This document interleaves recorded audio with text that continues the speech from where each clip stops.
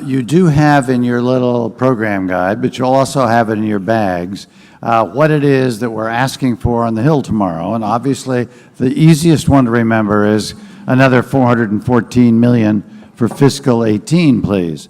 But if you look at the act that we're putting forward, you will see increased diagnosis and incentives for doctors in that ask. You'll also see participation in clinical research and a variety of steps to make that easier, both by paying study participants and potentially even paying study partners, but also for transportation and other associated efforts. So you're going to see that the Hill Day asks that we're asking you to be informed about and to ask questions about or make comments about track the last two panels.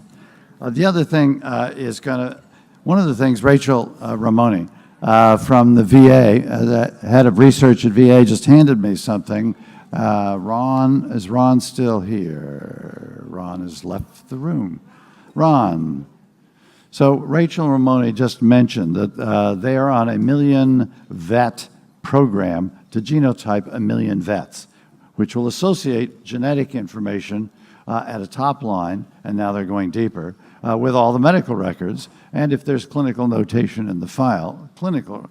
So you're going to potentially, the Veterans Administration, who is a great partner in our new Veterans Against Alzheimer's effort, could be a significant sort of participant and partner in trying to figure out how to find those data sets that are broader and may have both genetic and clinical, not necessarily phenotyped information, fully phenotyped, but they have a data set of size and scope.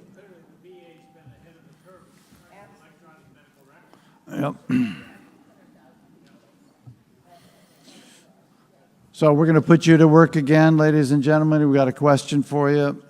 For those that were here yesterday, you know how to do this. For those of you who weren't here yesterday, text 22333. Text USA2 Summit 17 to that text number. We're going to ask you an open-ended question. You're going to put an answer, and you're going to see a word build on the screen based upon the words that you use, the phrases that you use to answer the question on the screen. So please, if you don't know how to do it, ask the person next to you. They may have been here yesterday. 22333. In one word, what is the most important problem Us Against Alzheimer's should tackle? So we're going to play with this and see what the one word is that you come up with.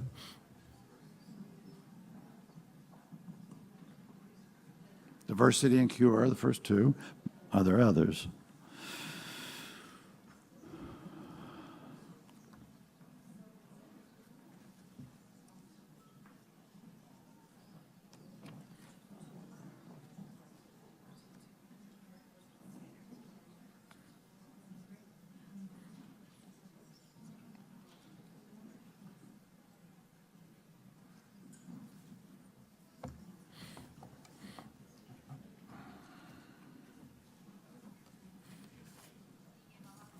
The influence of the last panel is beginning to show. What you've heard most recently.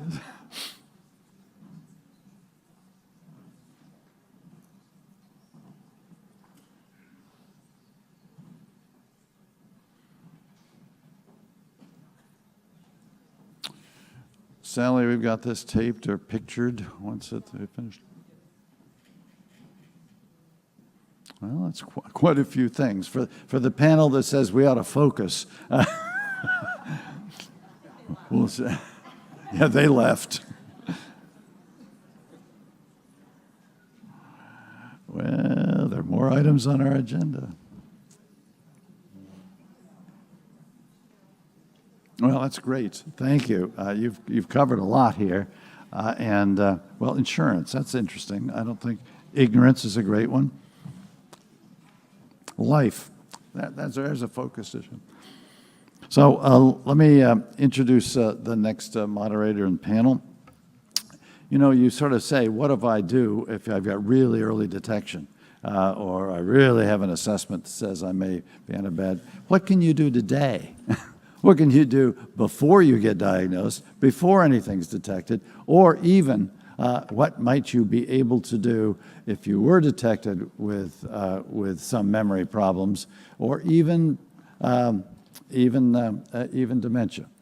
So the next panel is going to deal with the issue of prevention and risk reduction today. Because one of the things we've learned from epidemiology is that we're getting Alzheimer's later in life than we used to.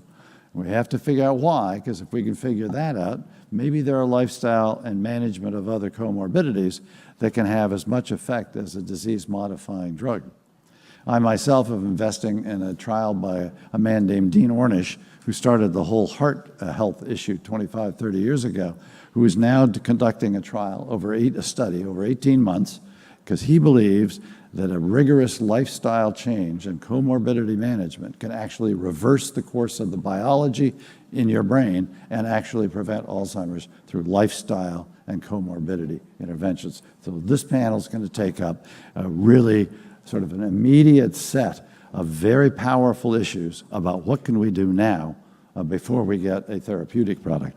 And Susan Spencer, I am so proud. She and I shared CBS at different points in our career, but having you here as the editor-in-chief of Women's Day, so thank you very much for doing this. Come on up.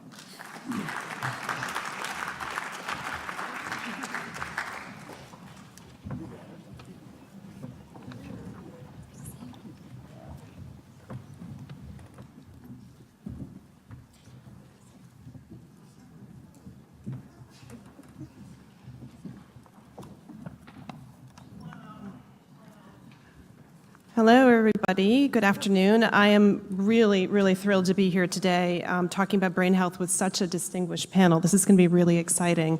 I've been asked to mention that if you look in your bags, there's lots of materials, on brain health. There's also a copy of Women's Day, cute Halloween pumpkins on the cover, if anybody wants to do some carving later this month. The cute covers disguise a really strong and vibrant health section that's headed up by my colleague Abby Cuffey, who's sitting right over here. We cover women's health in all its guises, including, of course, brain health. So at Women's Day, we're going to be embarking on a series of features in 2018 that's going to draw attention to brain health for women of all ages. We're doing a really, really big deep dive into this topic. Our goal is to educate our 16 million readers and another 5 million online every month about how to reduce their risk of dementia and Alzheimer's and take steps to improve their brain health. We're also going to be reporting on prevention and the importance of engaging healthcare providers in the conversation around brain health, so to the point of the last panel. We've covered brain health in the past, but this deep dive comes as a result of our partnership with Women Against Alzheimer's and also comes out of our work covering women's heart health, which we've been engaged in for more than 15 years. And as many of you know, heart disease is the #1 killer of women. We've made it our mission to communicate to our readers on a monthly basis about how even minor lifestyle changes can have a huge impact on heart health. And in fact, as many of you know, 80% of heart disease is entirely preventable. So we've been at the table for a long time talking about this issue, and we've seen the results firsthand.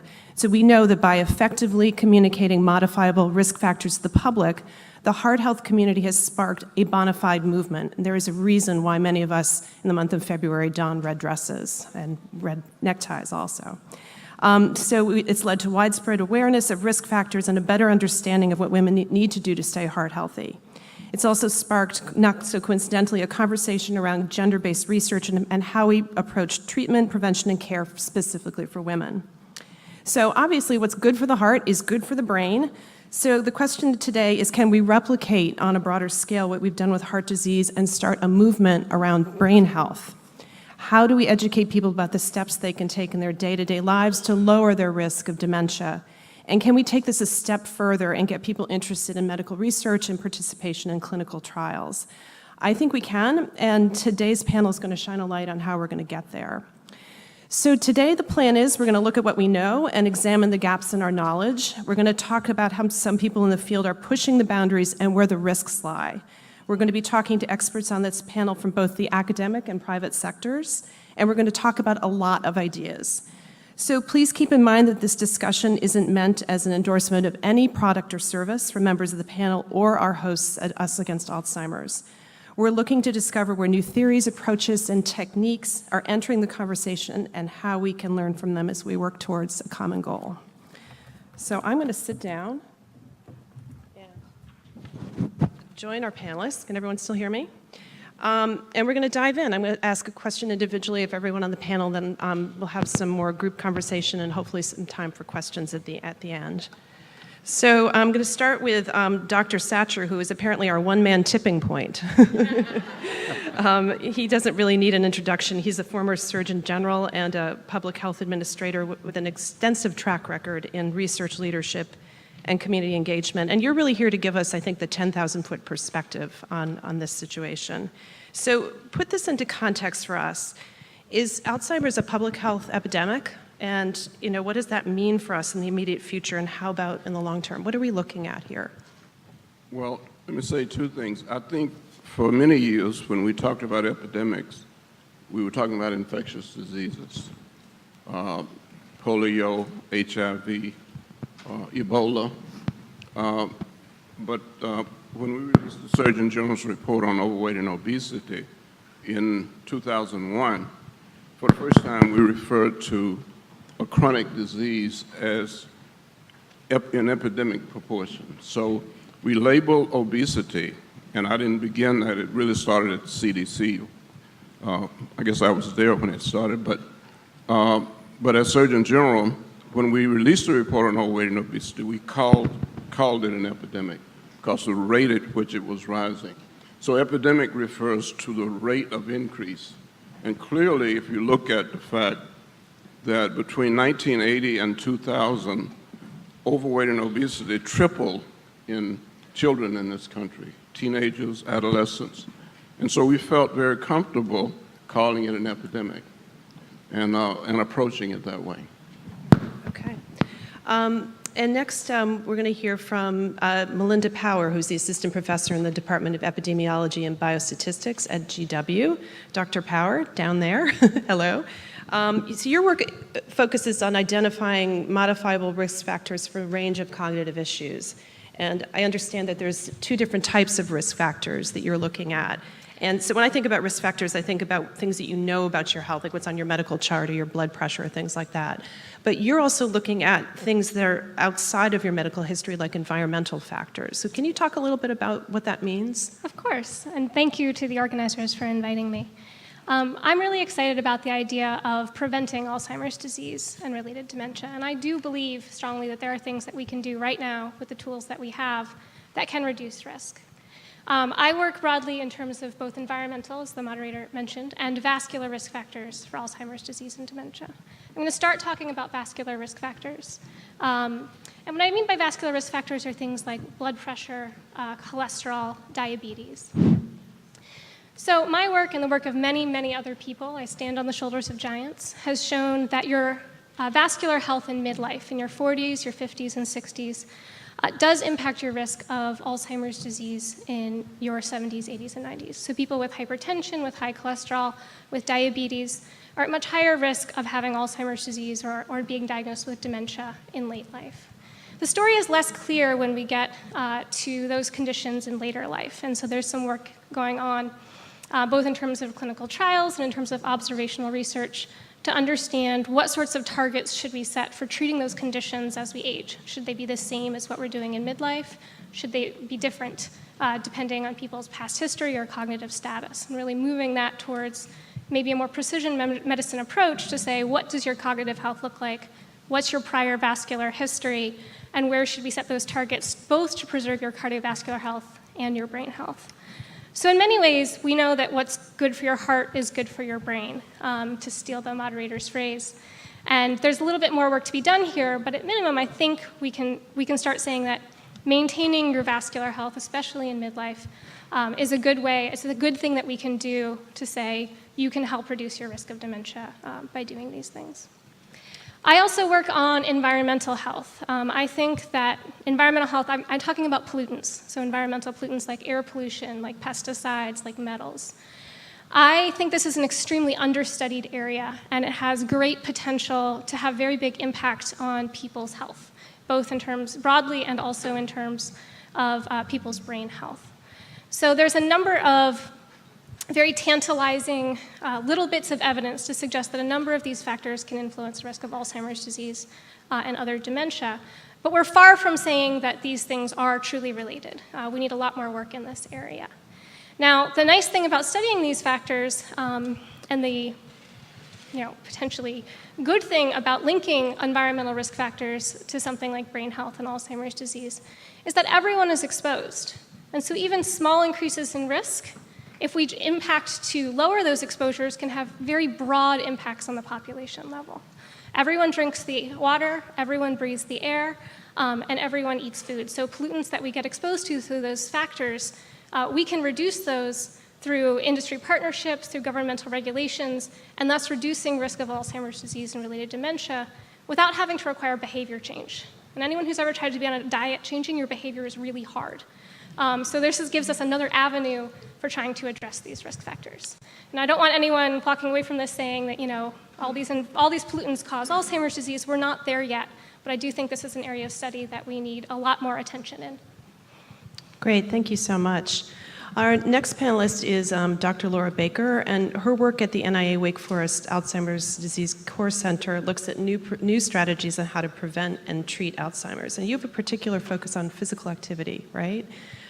So talk to us a little bit about how activity level affects the risk of cognitive decline, and can it actually ward it off? Thank you. I've been studying exercise as medicine for the brain for about 15 years. And what intrigued me to get started on this area of research to begin with is exercise moves the needle in many different biological systems. It moves the needle in terms of cardiovascular disease, type 2 diabetes, stress. It reduces stress, improves mood. Exercise can impact all of them. All of these are risks for cognitive decline. And so why aren't we, it seemed to me like the elephant in the room, why aren't we trying out an intervention that does not come in the form of a pill? Too bad. I think we would all, whoever marketed that pill would get a lot of money right away. But so my focus was, and now that the focus of many others is, how do we test whether aerobic exercise in particular could help protect the brain? We know that it protects the body below the neck. It staves off many different conditions, cardiovascular disease, diabetes, cancer, physical frailty, and the list goes on. So what about in the brain? Well, for years now, since 1992 was the first controlled trial that was published showing that 6 months only of higher dose, that's a scary word, but moderate to high intensity aerobic exercise can actually protect the brain from cell loss in cognitively normal older adults. This was an amazing finding. And now since then, there have been numerous studies in cognitively normal people showing that, yes, in fact, those who are aerobic exercising, have a 35 to 45% reduced risk of cognitive decline. And that's huge. So the question is, what about people who already have signs of a memory impairment? What about people with mild cognitive impairment? Is it too late?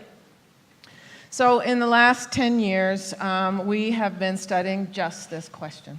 So we have people with mild cognitive impairment who go into aerobic exercise versus a stretching control. And we see that they, in a 6-month trial, we can improve memory and thinking abilities. We can change blood flow in the brain that supports these very memory and thinking abilities that we've moved. And we also change the Alzheimer biomarkers in the cerebral spinal fluid. Well, that is evidence for me that this is a question worth pursuing.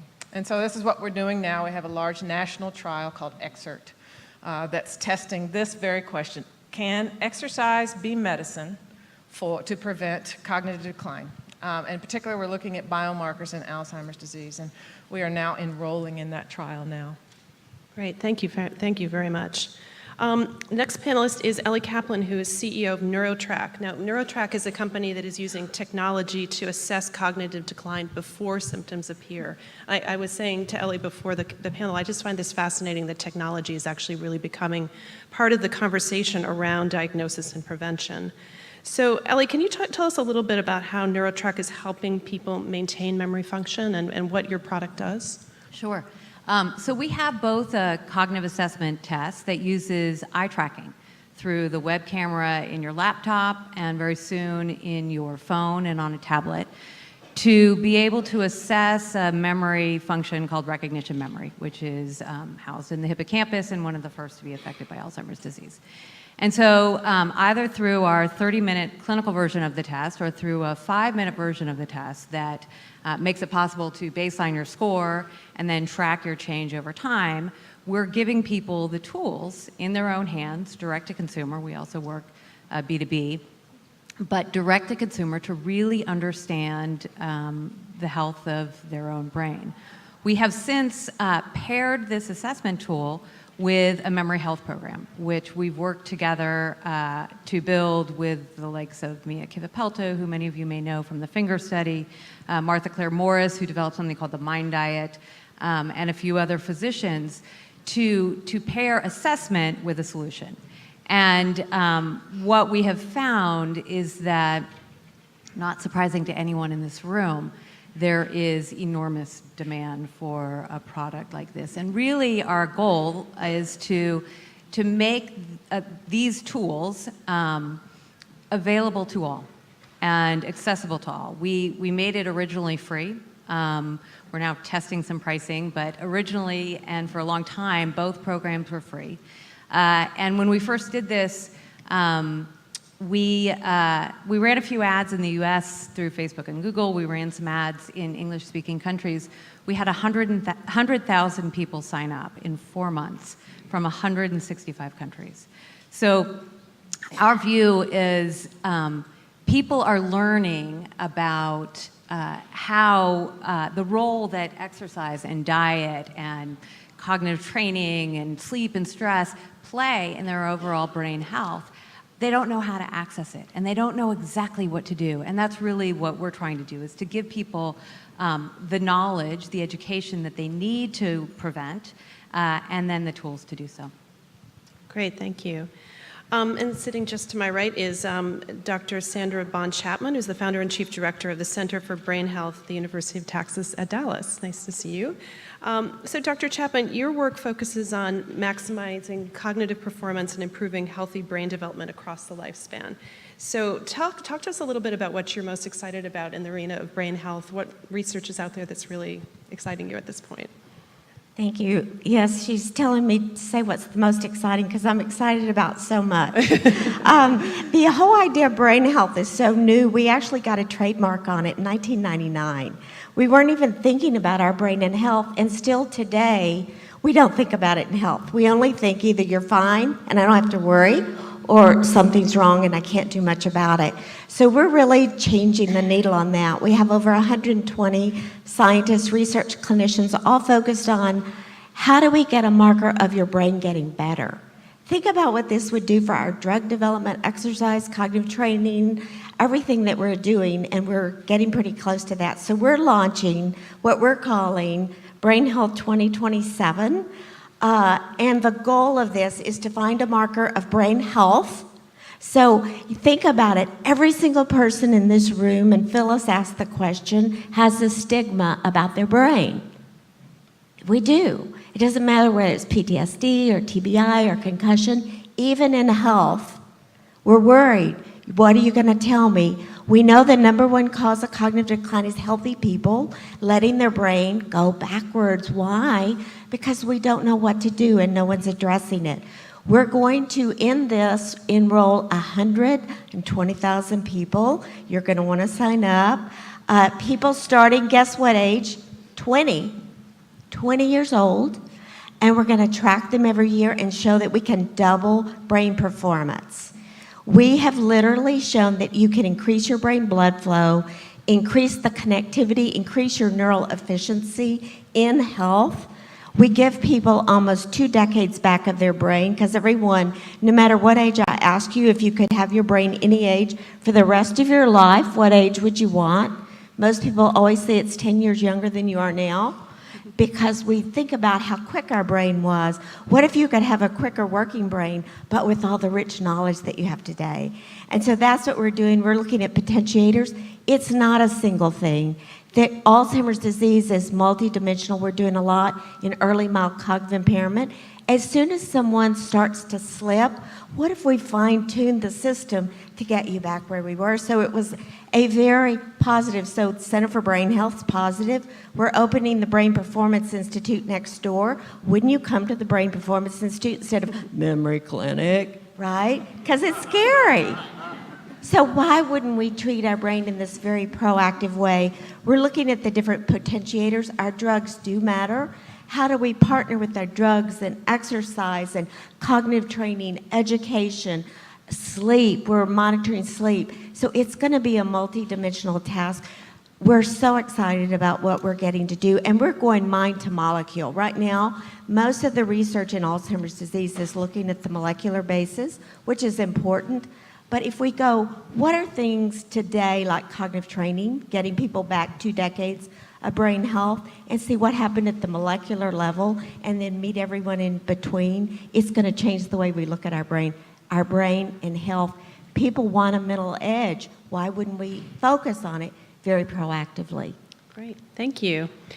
And finally, we have Brian Van Buren, all the way at the end, who's a retired flight attendant who was diagnosed with early onset Alzheimer's disease in 2015. Brian, you've written that you represent 3 generations of Alzheimer's. Is that correct? Your grandmother and your mother and your aunt. And we're really grateful that you're here to share your story with us, so thank you. Can you tell us a little bit about when you were first diagnosed and what was the result of that diagnosis in terms of your cognitive health and just your general lifestyle? Sure. Well, just to give you a background, I was a international purser for United Airlines, which means I was the person in charge of the plane, the crew, and the passengers. So my typical job would be, ladies and gentlemen, we have landed at Washington Dulles International Airport. The local time is 2:20. Y'all laughed. I was at the wrong airport. We were landing at Logan, and I was saying the wrong airport constantly. My job as a purser, in case of a fire on a 777 with 380 passengers, to evacuate that plane in how much time, do you think? 3 minutes. 3 minutes. 110 seconds. I could not do my job because I could not remember what I had to say. So, I mean, it's a no-brainer. I had to quit my job. But getting diagnosed was kind of a curse and a blessing in a lot of ways.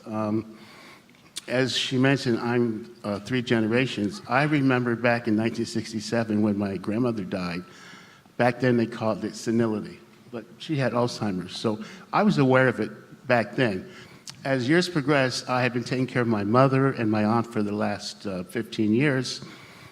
And I saw things in my mother that I recognized in myself. And there's this wonderful word called denial. It's not a river in Egypt. I would say, oh, I'm getting old, or, you know, those kind of things. I didn't really want to admit. So I finally got diagnosed, and it was as if someone had said to me, you have cancer. But the worst part about it is because I was told I had Alzheimer's, I knew there wasn't a cure, there wasn't a way of slowing it down, and there wasn't a way of, well, preventing it. So I had to make some major life changes. I suffered a heart attack in 2015 on a flight on the way to Brazil, 40,000 feet up in the air. That was kind of the start of realizing that my health was shit, basically. I had high blood pressure, coronary disease, hypertension, type 2 diabetes, obesity, and sleep apnea. Those are all basically, as you would know, Dr. Satcher, basically prerequisites to cut me down with Alzheimer's. So it wasn't as if I knew that that wasn't going to happen, but I realized I had to make some major life changes. So I got on a Mediterranean diet, lost 50 pounds, got my A1C down to 7.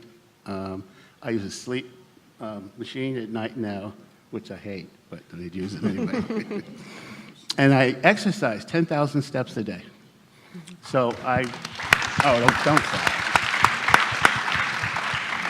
But those are all necessary because the bottom line was if I had not made any changes, I would not be up here today. So without question, these changes have been helpful to you and to your approach and your thinking about the disease as well? Oh, absolutely. Yeah, great. So I'd like to stay on this topic of lifestyle changes and lifestyle interventions because we have, at least three people here who are really doing very deep dives and research into these areas. I guess I'll start with Dr. Baker. You said that you were telling me before that you have a whole brand new study that involves a whole new group of people. Can you talk to us a little bit about that? So we have a new study underway.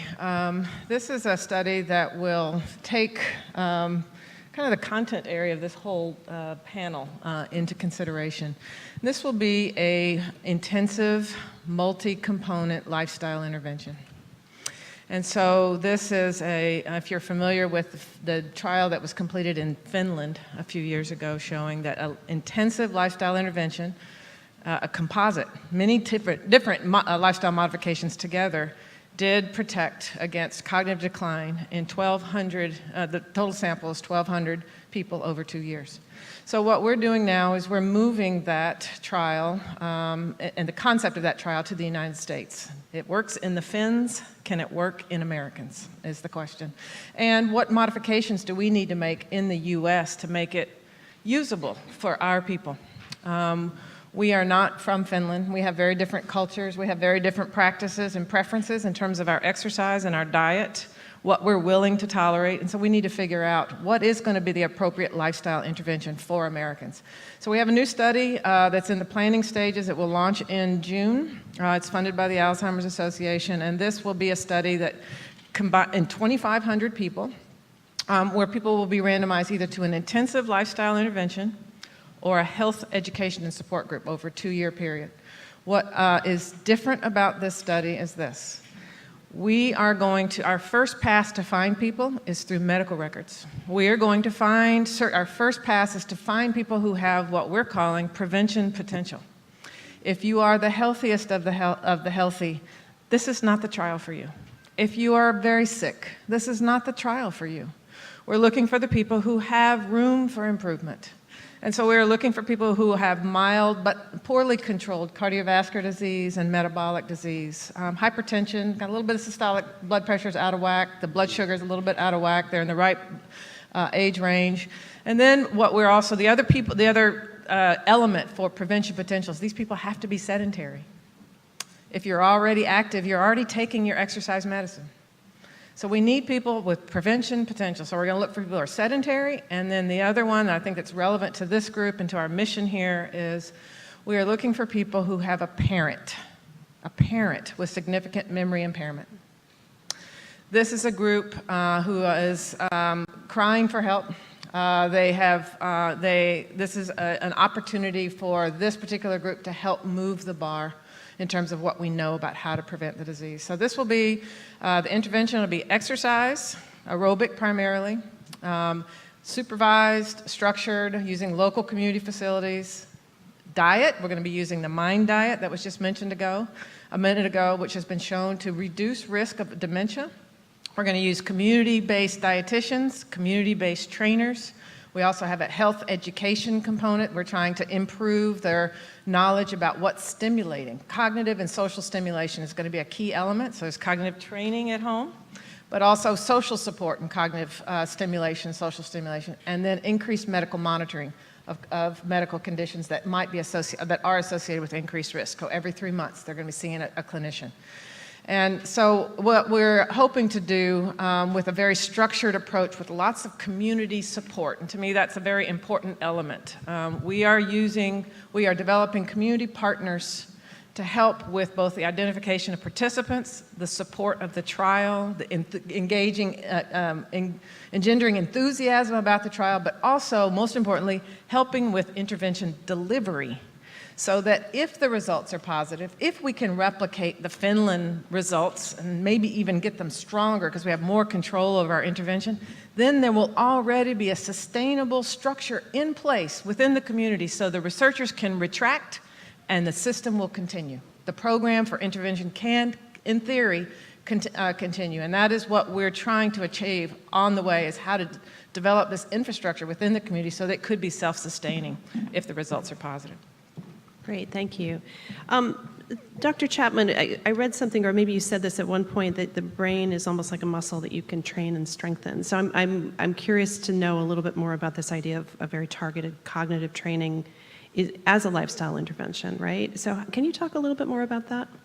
Yeah, so in over 15 different trials working with healthy people, starting as young as teenagers, millennials, 50-year-olds, 80-year-olds, as well as early Alzheimer's disease, we've shown when you do sort of a top-down, teach people how to be strategic about how they think, synthesize, and innovative thinking changes your neurotransmitters.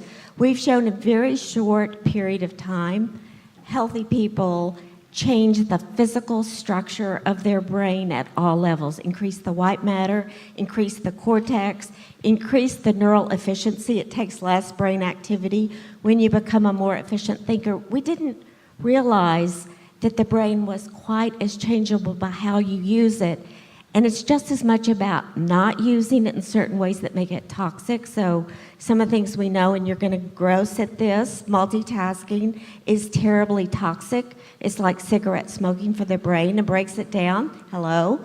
So it's just as much about stopping to strengthen the brain system at all levels. We're looking at how long does that impact last. It's lasted. When people, we teach them how to use it. The good thing about your brain is you're using it right now. You use it in everything you do. So we teach you how to use those strategies in your everyday life so it's easy to kind of stay on track. What was interesting was when we started this study, we did a randomized trial with physical exercise, cognitive training, and weightless control. The physical exercise improved the memory, but it was the cognitive training that changed the brain at all levels of higher order reasoning, innovative thinking, and the speed of connectivity. So how you use your brain really matters, and we're going to get that out. And we've got partners now, so there'll be hubs for this really around the country and around the world. So it's not just in Dallas, but Berkeley, San Francisco, UCLA, ANOVA, the big area up here is going to be involved, MIT, Atlanta, as well as in some of the foreign countries. So it's an exciting time to be thinking about your brain and health as a way to push out Alzheimer's disease. Think about if you strengthen the physical part of your brain, and we could push out Alzheimer's disease by 3 years, 5 years. If that was cancer, you would say, thank you, and we'd be celebrating. We fully believe that we can do that, and we're showing that now in the preclinical stages of Alzheimer's disease. Okay. And Dr. Power, down there, sorry. You were talking a little bit about, before, about the treatment of, you're developing specific recommendations for the treatment of blood pressure to help preserve cognitive health. What kinds of recommendations are you suggesting at this point, and can you talk a little bit more about that? So I want to first say I'm not a clinician, so I'm not recommending anything. Please go talk to your doctor. I do believe that the epidemiologic literature out there does show that people with higher blood pressure, higher lipids, diabetes in midlife are at higher risk of dementia in late life. So, you know, if you're in that stage of life, managing those conditions, trying to prevent them if you don't already have them, it's good for your heart. It may also be good for your brain. In later life, the evidence is mixed. We have the SPRINT trial, which is underway. The SPRINT Mind trial is underway. The SPRINT trial itself has concluded its primary endpoint. And that's going to give us a lot more information moving forward, so we'll have to see what that does. And after that, there's going to still be remaining questions, right? There are some hypotheses out there about, for example, if you have high blood pressure for many, many years, do we really want to be lowering your blood pressure down to very low levels. Maybe that's counterproductive at that point. And those are questions that we haven't answered yet, and we're going to work on those. So check back in. Hopefully I'll have some answers for you moving forward. Great, thank you. So I want to move on to talking a little bit about the idea of healthy aging and how brain health fits into that, and the need to create a narrative and to build a conversation around the idea of healthy. And I'm going to go to you first. No, Would you, I I'm sorry, actually go ahead. wanted to comment on something Sure. else, because we have outlined all of these things that are good for the brain, but it's important for us to also include the fact that many of our children are in a situation where their brain development is being neglected. Not only that, but damaged early in life.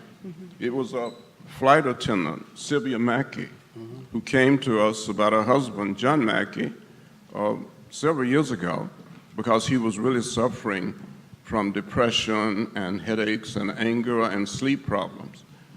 And we became involved, and for 5 years traveled all over the country meeting with former football players about this whole issue of chronic traumatic encephalopathy. And we're one of 6 centers in the country now where players can come and be evaluated. I don't want to talk about that because I think you hear enough about that on the news, but I do want to talk about the fact that we started to ask ourselves the question, how do we prevent this traumatic brain injury? And so 4 years ago, we started the National Council on Youth Sports Safety. Because number one, it's very important that children be active, and I think team sports are important for children. But I think we have to find a way to protect them from brain injury. But I've been amazed at the number of children that we've seen who have played soccer and basketball and football and suffered brain injury. Girls suffer a lot of brain injury in basketball and soccer, actually more than boys. And it probably has something to do with upper body development. So the point I want to make is I believe that we can protect many of these children from these kinds of injuries very early. Some of these children are now in college, but they tell stories about how hard it is to study and how hard it is to learn if they suffered a concussion, and especially if it were not appropriately treated.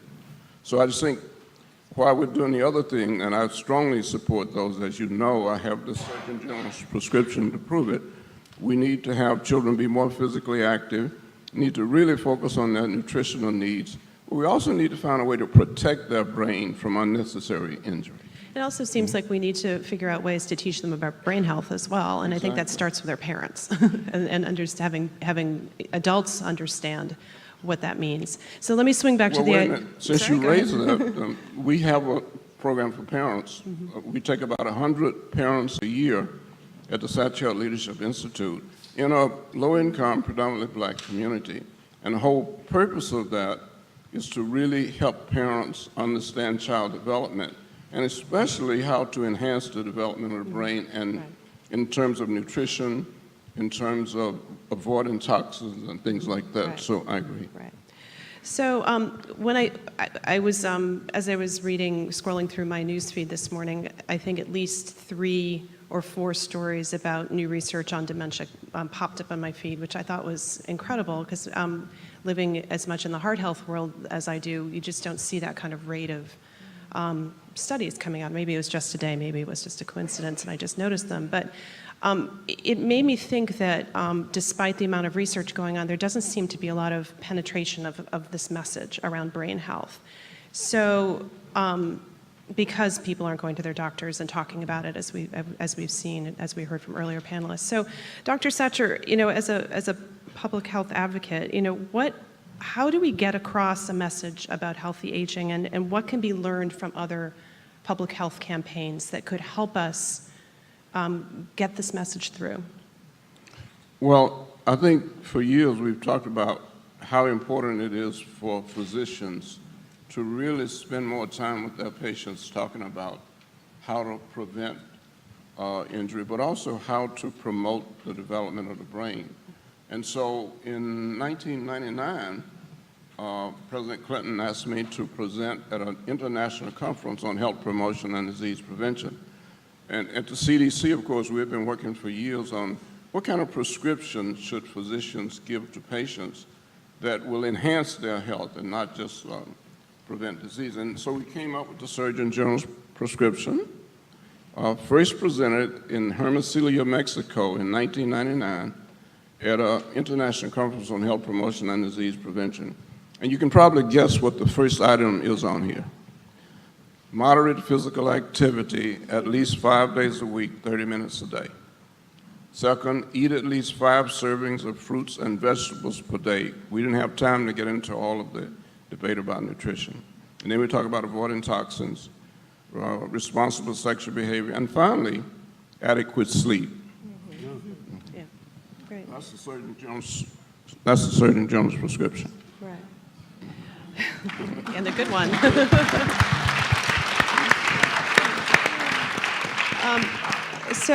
Ellie, in terms of Neurotrack, I mean, one way to get out a message to the public is to really put the tools into their own hands, right? And which is what you're really doing. And as I said to you before, it's incredibly empowering. So can you talk a little bit about how Neurotrack can add to this narrative and what the information that you develop means for people who are concerned about cognitive decline? Sure. So we're based in Silicon Valley, and we were actually on the East Coast for many years. And I moved the company to Silicon Valley specifically because I wanted to be right there in the center of technology and virality in order to, among other things, be able to better promote and communicate our messages. And, you know, I think that for us, it's all about, you know, finding the right messages to reach as many people as we possibly can. And there are lots of amazing tools out there now that that have never been available before. And I think what we're seeing is, and what is so exciting to me is that we're at this incredible moment in time when people are walking around, and the majority of people are walking around with small computers in their pockets. And with those small computers, we're able to feed information. And, you know, in our view, it's positive from us anyway, positive information about the role that, that you as an individual can play in managing and really engaging in actively taking care of your brain. So we use everything that's available to us to spread that word. And it's everything from buying ads to helping to sort of create viral loops within the product that encourages people to share them. And what's most important to us is not so much about our specific tools or selling more products. It's really about educating people.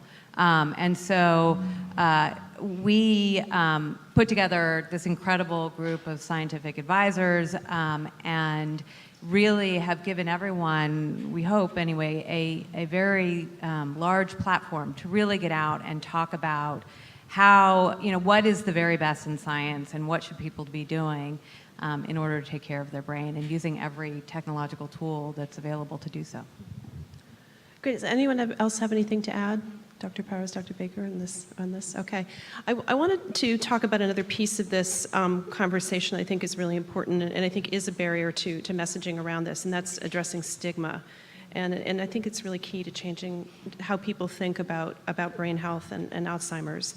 So, Brian, you've written about wanting to diminish the stigma surrounding an Alzheimer's diagnosis. Why is this important to you, and how do you do this?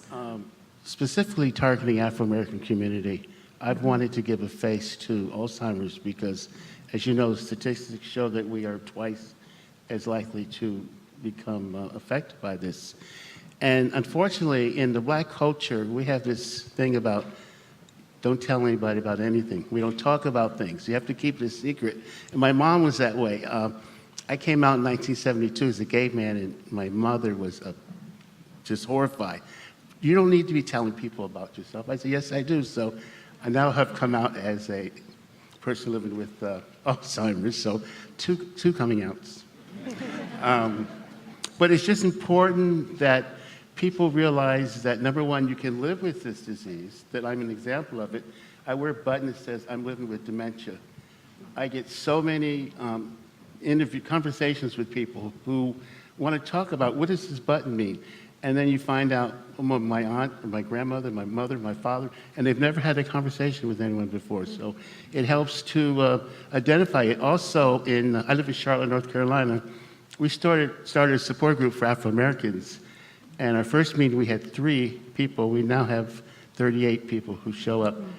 And they have so many questions that their doctor will not answer. Maybe the doctor doesn't even know, but just things about how mom is doing this certain behavior, why, what can I do? So we've really educated people, and I feel that I have a responsibility to continue to do that.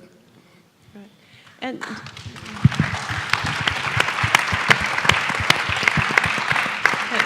this is a question really for anyone here who's involved in research. Do you feel like stigma is a barrier to getting people involved in clinical trials?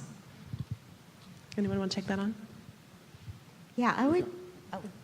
You know, the stigma is something that when we talk to individuals with Alzheimer's disease, they say it's not so much the diagnosis, it's the people's reaction to my diagnosis. All of a sudden, I become very different. And Phyllis, what you said earlier was, it's the only disease we see in the end stages as soon as you get the diagnosis. So I think, you know, changing the stigma has to do with, yes, you have dementia, Alzheimer's, but these are the 10 things you can still do, instead of now that you've got the diagnosis, everyone thinks it shuts down. So I think that's where education can change, and that we can change people in the community, that you embrace what they still can do, because most of the things they did before they can still do for most of the disease. Is just, you know, the things that kind of chip away, not driving, not doing this. So we really have to change, like we have with cancer, that you can still do a lot. You want quality of life for as long as you've got life. So that will change the stigma. So there's so much, as everyone knows, there's so much, we have history that is not necessarily, it's a tainted history in terms of our research practices.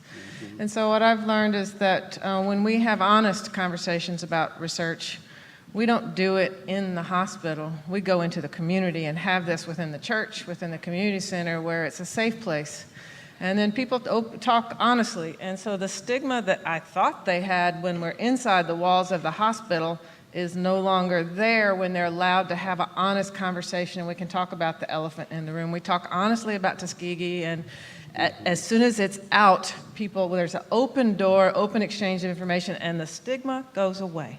But we have to have that conversation in the community, not inside the walls of the hospital. Anyone else? No. So just one final question, and I'll throw this out to everyone, and then if we have a few minutes, we can have questions from the floor. So are we missing anything? Is the conversation about brain health missing anything? Are there any other opportunities out there that can help us really engage people in embracing their brain as a vital organ? Anyone have any final thoughts? Well, physical activity and brain health is very important, as has been discussed. In 2004, the Action for Healthy Kids Task Force released a report showing that children who were physically active and engaged in good nutrition learned better and were better disciplined in the classroom. Now, to understand what this meant, it came at a time when many schools had cut out physical education K through 12. And so we were headed in the wrong direction. And then this research showed that, in fact, physical activity enhanced learning and led to better discipline. Charles Hillman and his group at the University of Illinois did brain scans showing the difference when a child was physically active for 20 minutes versus a child who was sedentary. And the amazing difference, I had planned to bring a slide on that, but you can find it on the Hillman. And so I think people need to know more about the direct impact of physical activity on the brain, and the fact that you can see it in terms of brain scans after physical activity? I would just add that I think there's a lot that we know about the role that lifestyle plays in preventing cognitive decline, Alzheimer's disease. There's no question, certainly in my mind, that it's the only shot that we have, certainly in the near term, I think probably even longer. And I think that, that what we need to do is now hear from government and figure out ways to get some of these programs paid for and into the hands of people, and whether that's through CMS or individual private payers. I think that, if there's a way to put it in a bottle, into a pill form, that would be fantastic. There isn't. People want access to this, and we've got to figure out a way to integrate it in a, and have a broader adoption of some of these protocols so that people can really start integrating them into their lives and having the help and resources to do so. So I just want to add to that. I think it's a very good point that we, so often a clinician, the standard recommendation is you need to exercise, you need to be careful what you're eating, you need to manage your medical comorbidities. Go exercise. I'll see you in a year. Where does that go? It's especially for someone who's been sedentary their whole life and been afraid to go to a gym of any sort. It's just not. It's going to fall on deaf ears. You don't know how to get started. So, if we had some structured community resources, a referral to, you qualify for a certain program, for brain health program, which will pay your $30 YMCA membership that comes with a trainer and a navigator to help you kind of navigate life into your healthy lifestyle. It wouldn't, the cost up front may very well balance out the cost down the road. But I think the main point that people just don't seem to understand is people need help. They need structure. They need support. They need someone to say, you're doing a great job, and they need to do it regularly. We just have so much stress in our life and so many other things that you have to take care of at home that you need some reason to show up every time. And if accountable to another navigator or a trainer because they're waiting for me, I'll go. No one's waiting for me. I've got too much else to do today. As a person living with Alzheimer's, one of the things I've learned is it's okay for me to ask for help. I was at the dinner last night at, I can't remember his name. George. And I got lost in the house. I couldn't find my way around. And one of the ladies recognized that and asked me, did I need help? And I said, yes, I don't know where I'm sitting. So she assisted me. Months ago, I would have never done that. Starting next week, I have a nurse practitioner coming in and setting up my meds for me because I have been really messing that up quite a bit. And I'm having a conversation with myself about taking the keys away. I think we have time for maybe one or two questions.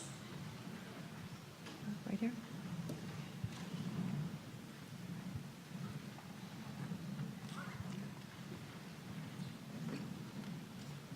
Right here in the middle. I think.